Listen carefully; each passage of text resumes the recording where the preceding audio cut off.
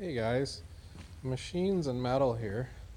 Sorry it's dark, but just wanted to show you this electric bike we picked up today. It's a LVHUA.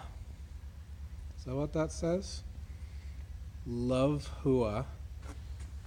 48 volt electric bike. Has 20-inch wheels on it, pedals, and in the rear wheel an electric motor. I'm guessing probably 200 watts or so. It appears to be a few years old, but it doesn't look like it's ever been ridden, or if it has, very lightly so. It has a little trunk that locks.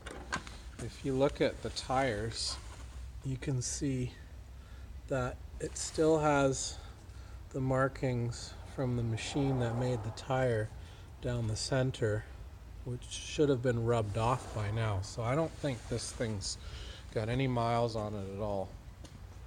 The battery pack is dead from sitting, and we've got it apart inside. I'll show you in a sec that side of things, but we're gonna get this thing going, we hope, and resell it, turn a profit. Kind of a neat little machine.